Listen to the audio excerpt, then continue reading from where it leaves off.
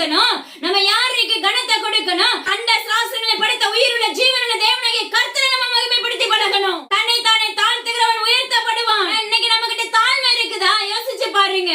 தாவீது தன்னை அப்ப முழுமையா தாழ்த்துகிறவனா இருந்தாரு. ஹல்லேலூயா. நாம எப்படி இருக்கிறோம்? இன்னைக்கு ஒரு வீடு கட்டி இருப்பீங்க. என் வீடு நல்லா இருக்கா? ஹல்லேலூயா. இந்த வீடை கட்டுறதுக்குலாம் நல்ல பணம் போட்டிருக்கேன். இது நான் பார்த்து பார்த்து கட்டி இருக்கேன். ஒரு நாள் உடைஞ்சு போயிடும். நீ பாபிலோனா இருந்தாயானால், நீ உன்னை தன்னை தானே நீ மகிமைப்படுத்தி கொண்டாயானால், அது ஒரு நாள் இழிபொருளாய் மாற்றப்பட்டு விடும். ஒரு மனிதனுக்குள்ள பெருமை வந்துட்டா எல்லாமே உடைஞ்சு போயிடும். நீங்க எவ்வளவு ஆசாரியர்களா இருக்கலாம், ஊழியர்களா இருக்கலாம், ஒரு காரியத்தை தேவனுக்கு கத்துறவங்களை கொண்டு செஞ்சிருப்பாரு. உடனே நீங்க உள்ள எப்படி இருக்கும்? அப்படி காலர் தூக்கி விட்டுட்டு இது என்னாலதான் உண்டாயிற்று இன்னைக்கு சொல்லுகிற ஊழியர்கள் அநேக பேர் உண்டு. தேவனுக்கு கத்த சொல்லுகிறார், மண்மேடாய் மாற்றப்படுகிற காலங்கள் வருகிறது மகனே, மகள்களே.